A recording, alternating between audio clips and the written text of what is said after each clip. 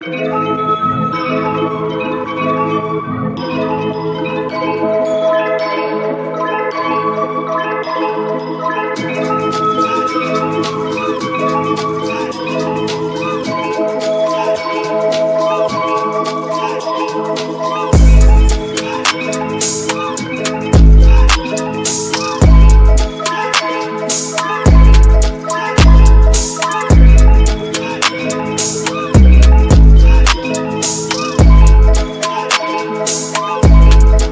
of the reasons I kind of was so wary and said no to Captain America a couple times because of the experience I had on Puncture. And that kind of coincided right when I got the offer to do Captain America, and I had been coming off of Puncture and was just so content with that type of filmmaking. And Captain America just felt like a different universe. And I just was really unsure if that's the world I wanted to drift into. I just wasn't sure which avenue to take. In retrospect, you realize that nothing's binary. You can kind of construct any sort of path you'd like. But at the time, it just felt overwhelming.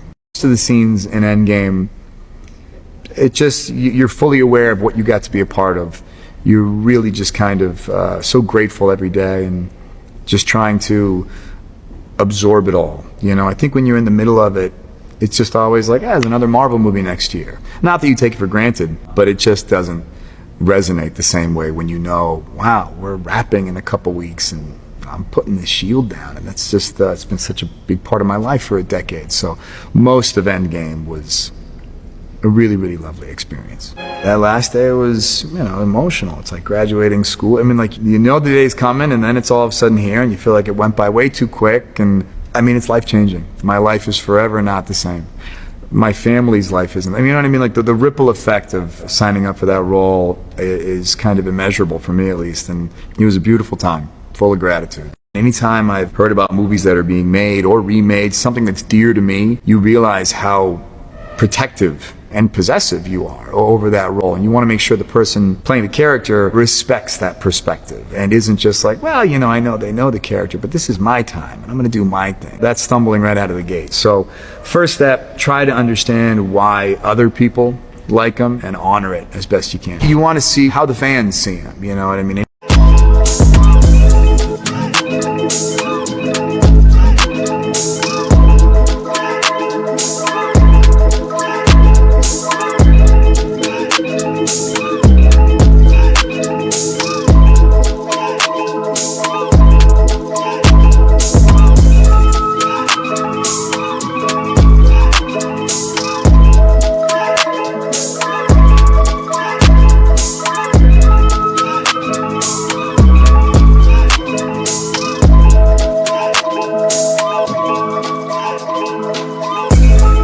Cruz is one of the most jacked guys in the world. So why is 50 Cent calling him out for not being a real man? 50 Cent mocked Terry for not fighting back after being attacked. He froze like he was afraid. Terry's a 6'3", 240-pound gym rat, so why didn't he defend himself? How could this have happened to you? We discovered that Terry's wife and kids left him after his 10-year secret was exposed. Everything was a lie. Now Terry's hitting back at 50 Cent for exposing him. You want to talk about manliness? His family is never there with him. He's always by himself. But is 50 Cent right about Terry? One of my earliest memories was my father knocking my mother out. My mother's on the ground. The example of manliness that I have to look up to is towering over her and all of us. I'm 4 years old and I can't do anything. I would wake up to screaming, wake up to glass breaking, shouting, and I just wanted peace, man. Terry swore he'd never end up like his dad, but as he got older and stronger, he used his physical strength to dominate the people around him. I truly believe I was worth more than my wife and kids. I was ice cold. I'm the man. I run this. You better do as I say. Former NFL linebacker, 6'3", 240 pounds, just muscles everywhere. I have seen my husband put people on the floor because people want to test the big guy. But one night when he was attacked, Terry shocked the world with his reaction. In 2016, while at a party with my wife, I was sexually assaulted by a successful Hollywood agent. He looked me in my eyes and he was sticking his tongue and grabs my genitals and I'm jumping like, hey, what are you doing? The way he looked at me, he was like, no one's ever gonna believe you. Men everywhere wanted to know why a guy like him hadn't fought back. And the leader of the backlash was 50 Cent. 50 Cent mocking Terry. Belittled Cruz, questioning why he didn't defend himself. Terry Crews is like the Hulk. This guy's like huge. I just couldn't get how he froze like he was afraid. God gave you muscles so you could say no. Ain't nobody just gonna grab my nuts without getting punched. And why didn't he fight back? 6 years before his assault, Terry's family left him when his wife discovered a secret he'd been hiding for 10 years. My wife, over the years, she was always suspicious. I started to hammer him with questions. And all of a sudden, he starts coming out of his skin with these confessions. 10 years ago, I did this. 13 years ago, I did this. And when I told my wife, I heard this gasp, and she said, I'm done. I don't know who you are. And I was like, fine, leave. And she left. I remember her hanging up the phone and said, don't come home. And then there I was by myself. I remember in this hotel room. There it is. It's over. What did you do? I had went to a massage parlor and cheated on her. You never run out of people to blame.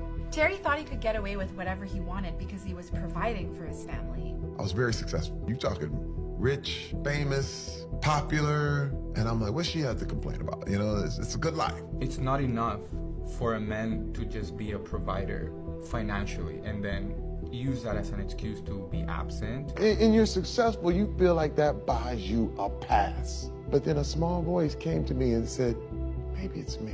What I presented to my wife was an image. I was lying the whole time. But she wasn't married to the real Terry Crews. She was married to the picture. You saw him acknowledge that he had to change some things here. I did not go to rehab to get my wife back.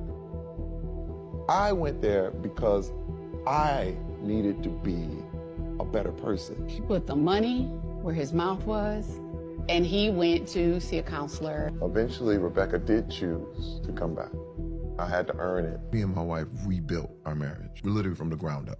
I know how close I came to losing it all. But when he was assaulted, he had to choose whether to react with violence like he used to or show that he'd really changed. The first reaction was to be violent. And I immediately held back. You're a big, powerful man. Why didn't you? As a black man in America, you only have a few chances to make yourself a viable member of the community. I have seen many, many young black men who were provoked into violence, and they were in prison or they were killed. Sometimes you're a product of your environment. At one point you have to say, no, wait a minute, and I don't want to be that type of man. Terry opened up about his experience, speaking at the U.S. Senate. I was told over and over that this was not abuse, that this was just horseplay. But I can say that one man's horseplay is another man's humiliation. What kind of man would I be to tell my kids, if someone touches you where you don't want to be touched, tell someone, and then I don't do it? 50 Cent attacked Terry for not being a real man, but he wasn't being the man his family needed either. 50 Cent has been estranged from his eldest son for over 10 years. I don't have a relationship. Everything he promised, gonna take him to basketball games, I'm gonna take him on vacation. He hasn't done any of that. It's never been about the money for me. It's more so the relationship. If you love your son, I used to. You ask yourself, how long can you love something that don't love you back? Terry showed what it means to be a real man, and he even offered love to 50 Cent instead of fighting. I love 50 Cent. I listen to his music while I'm working out. By using his voice instead of violence, Terry showed what true strength can look like. Strength is not about picking things up and throwing people around. The strength comes from standing up for the weak. It's admitting you have a problem. It's admitting that you need help. When you're a man, you think that masculinity is the opposite of vulnerability, right? Because that pride, that manliness, the hypermasculinity, it's not real. True manhood is beautiful.